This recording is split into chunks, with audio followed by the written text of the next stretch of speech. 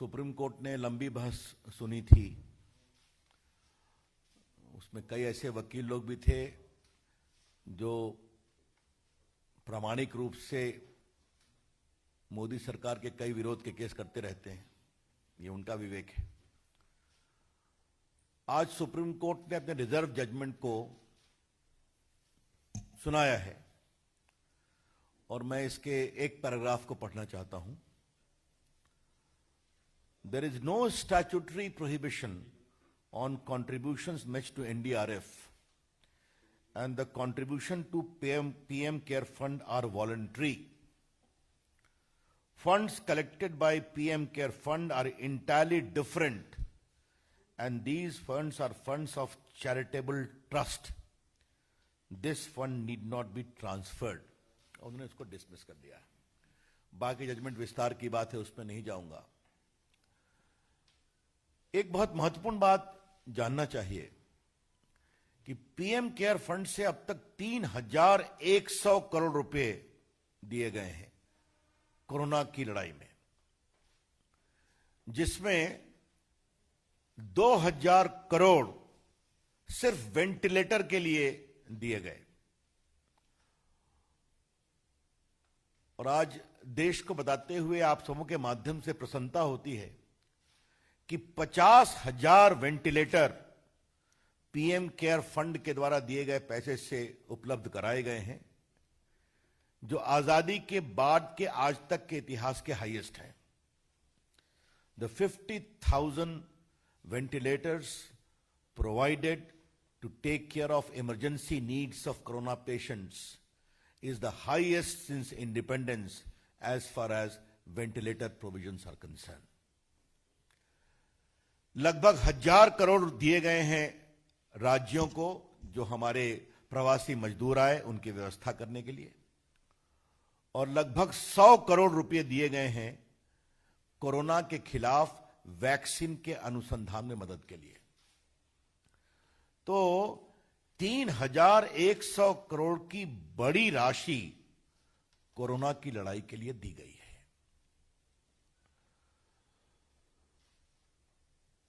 हमारे पार्टी के मंच से आपको बताया गया है और मीडिया में भी आया है कि किस तरह डॉक्टर मनमोहन सिंह की सरकार के समय राजीव गांधी फाउंडेशन को एनडीआरएफ से पैसे दिए गए थे। आज मैं उसको दोहराऊंगा नहीं। और आपने यह भी सुना होगा कैसे 100 करोड़ रुपया बजट के प्रोविजन में भी किया गया था राजीव गांधी फाउंडेशन के लिए। राजीव गांधी फाउंडेशन एक फैमिली फाउंडेशन था, आपको पता है। और आपने यह भी सुना होगा कि राजीव गांधी फाउंडेशन को चीन के एम्बेसी से और चीन की कम्युनिस्ट पार्टी से भी मदद मिली थी। यह चर्चा यहां से हमारे प्रवक्ता मित्र कई बार कर चुके हैं। और आपको यह भी मालूम होगा कि राजीव गांधी फाउंडेशन ने जो अपनी रिपोर्ट बनाई थी, उस रिपोर्ट में यह भी कहा था कि भारत चीन के रिश्तों को सुधारने के लिए भारत का बाजार चीन के लिए खोलना जरूरी है। You would recall that on behalf of the party we have shown the report of the Rajiv Gandhi Foundation, whereby a special study was done which inter alia recommended that Indian markets needs to be opened for Chinese products to make the relationship more stronger. तो Rajiv Gandhi foundation को कहां से किससे क्या क्या मदद मिली है, ये आप सभी जानते हैं। एक बात तो मुझे आपको बताना है, जो समझना बहुत जरूरी है, कि जो पीएम केयर फंड है ये एक रजिस्टर्ड पब्लिक ट्रस्ट है, रजिस्टर्ड पब्लिक ट्रस्ट। और जो आपके prime minister national relief fund है, जिसे कहते हैं पीएमएनआरएफ, ये 1948 में बनाया गया था by an oral observation of the then prime minister. ये पीएमएनआरएफ जो 1948 में बना था, ये जो हमारे रिफ्यूजी आ रहे थे पाकिस्तान से, उनकी आवश्यकताओं के लिए, या कोई कभी अर्थक्वेक आ जाए या बाकी आ जाए, इसके लिए था। जबकि ये जो पीएम केयर्स है, ये एक रजिस्टर्ड पब्लिक ट्रस्ट है। जिसके प्रधानमंत्री अध्यक्ष हैं, और ये कोविड ऐसी इमरजेंसियों के लिए बनाया गया है। ये बात समझना बहुत जरूरी है, दोनों में बहुत अंतर है।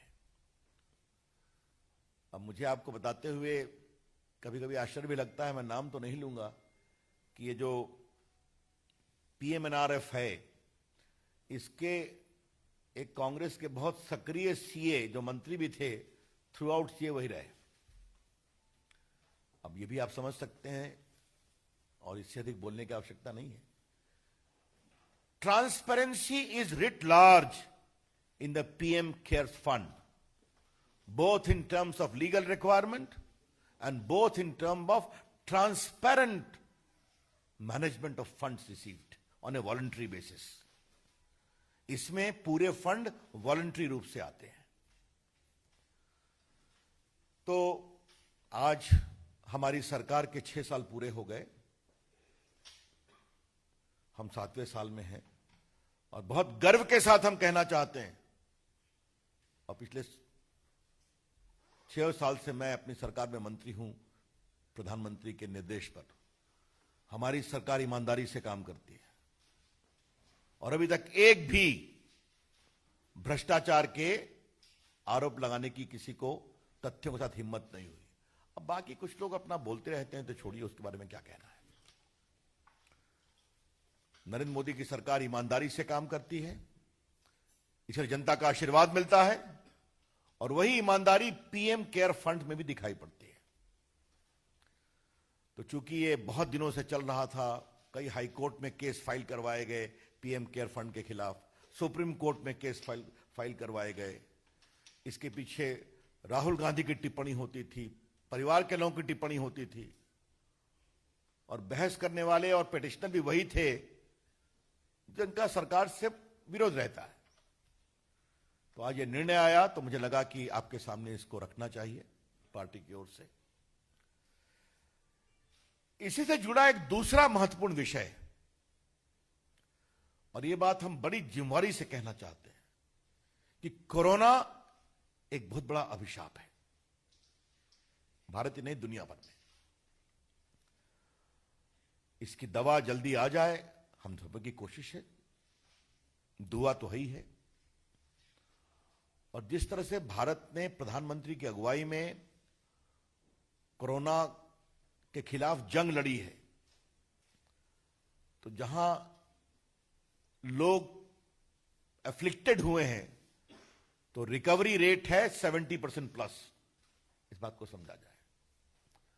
और कोई भी मृत्यु होती है तो दुर्भाग्यपूर्ण है, लेकिन हमारा जो मृत्यु दर है वो भी तुलनात्मक दृष्टिकोण से बहुत कम है, अगर आप पूरे मृत्यु दर को देखेंगे।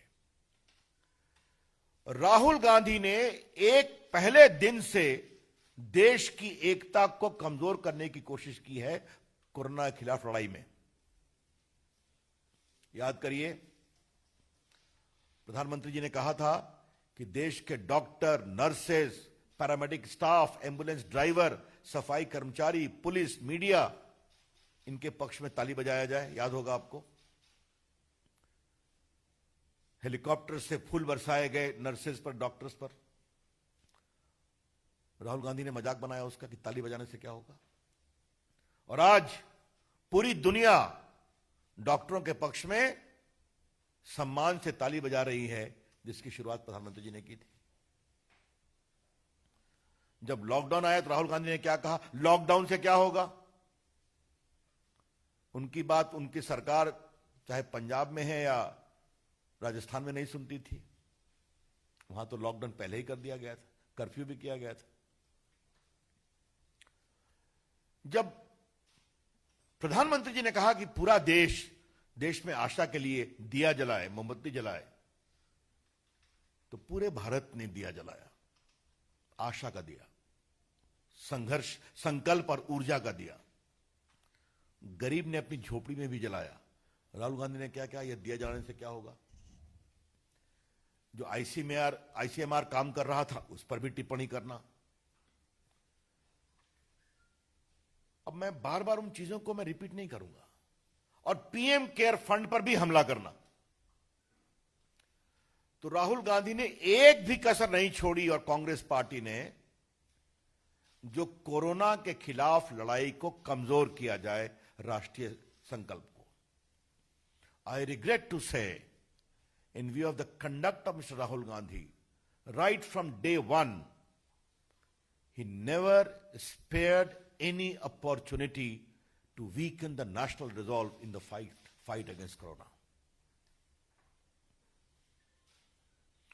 और ये बात मैं आपसे इसलिए कहना चाहता हूं कि बहुत सी पार्टियां जो कांग्रेस पार्टी के साथ हैं, उनके नेताओं ने भी डॉक्टर नर्सेस के पक्ष में ताली बजाई और दीपक भी जलाया था। तो आज जब पीएम केयर्स फंड पर यह फैसला आया है,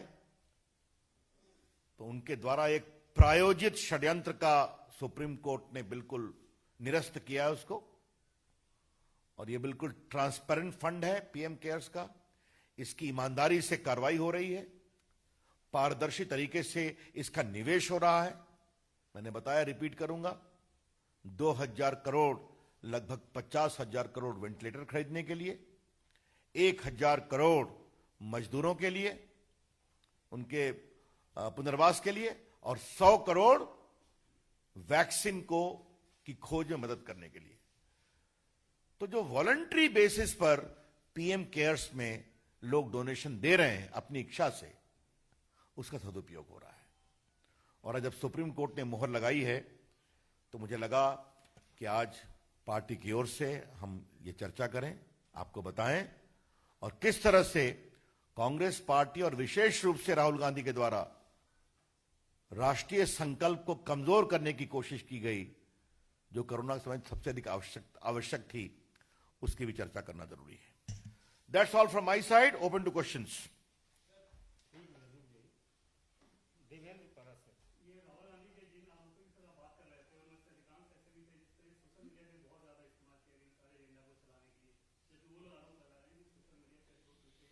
उस पर मैं बाद में बात करूंगा। इस पर पीएम केयर्स फंड पर कुछ पूछना है किसी को?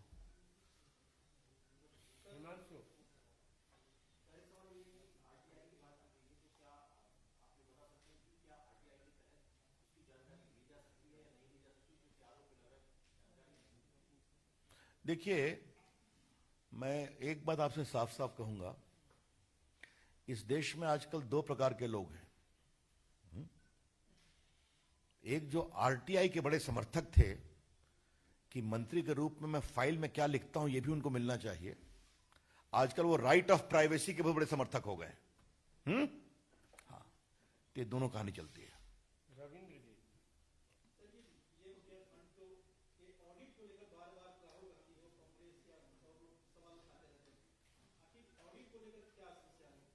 कोई समस्या नहीं, ऑडिट होगा।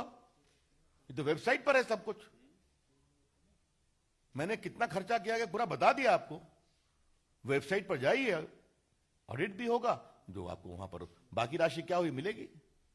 ये नरेंद्र मोदी की सरकार है, यहां पब्लिक ट्रस्ट बना है, रजिस्टर्ड हुआ है, कौन कौन ट्रस्टी हैं ये भी पता है, बाकायदे ऑडिट होगा और देश को बताया जाएगा। सब कुछ वेबसाइट पर है। यहां यह नहीं होता है कि बजट में राजीव गांधी फंड को फाउंडेशन के लिए 100 करोड़ और बाकी एनडीआरएफ के फंड से फाउंडेशन को, ऐसा नहीं होता है।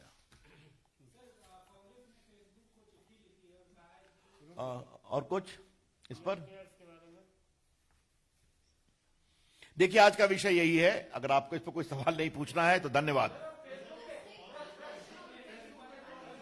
देखिए, एक मिनट रुकिए, बस मैं एक अपने से बोल देता हूं, then I will not take any question. अच्छा, सब अपने सवाल दे दीजिए, मैं बस एक जवाब दूंगा। सब लोग एक मिनट कॉल में एक एक करके सवाल दे दीजिए, फिर एक बार जवाब हो जाएगा।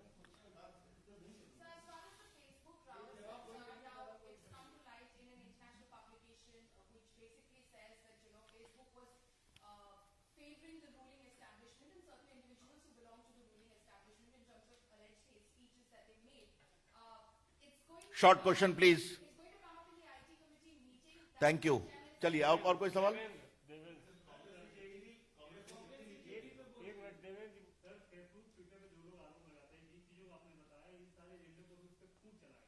चलिए, धन्यवाद। और कोई सवाल? इसी वेणुगोपाल जो कांग्रेस के संगठन महामंत्री हैं, उन्होंने फेसबुक पर चिट्ठी लिखी और उन्होंने कहा कि पूरी तरीके से जांच की हो जाए। रविकांत सर, जो शशि थरूर हैं आईटी कमेटी के हेड, उनके ऊपर ये आरोप लग रहा है कि जो मीटिंग का एजेंडा होता है वो पहले लीक कर देते हैं और मीटिंग में सिर्फ गांधी परिवार के एजेंडे को वो प्रमोट करना चाहते हैं। अमित जी यामिन चलो, धन्यवाद। राहुल, देखिए इसके दो विषय।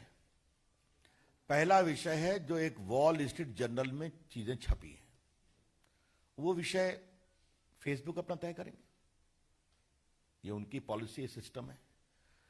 कल मैंने राहुल गांधी के ट्वीट का जवाब ट्वीट पर दिया है, जिसको आपने देखा है, आपने चलाया भी है।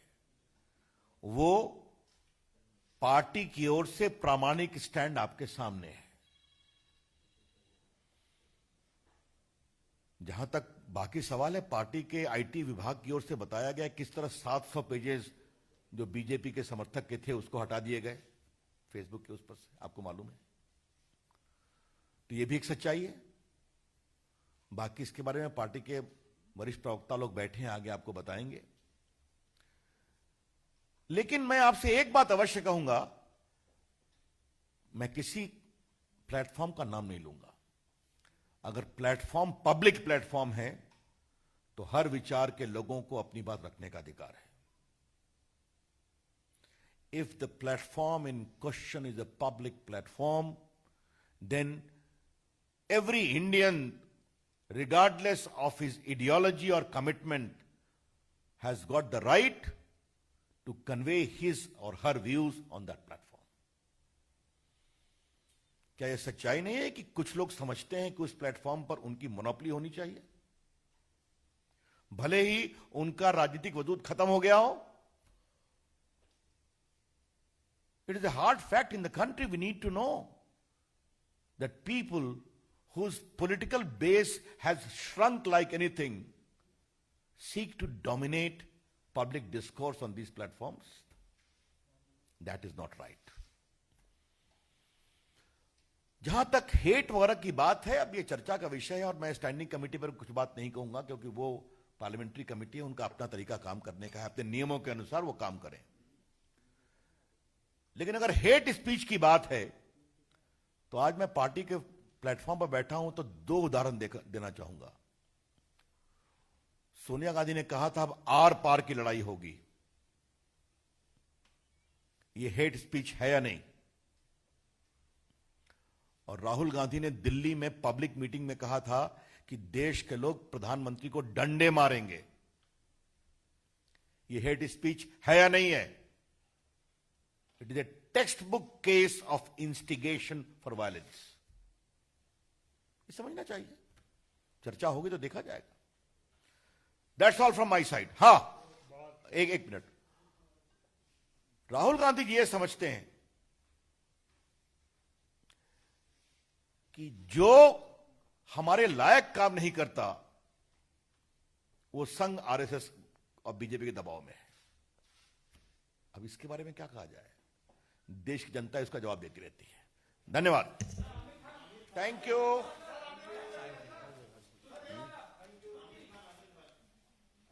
नमस्ते।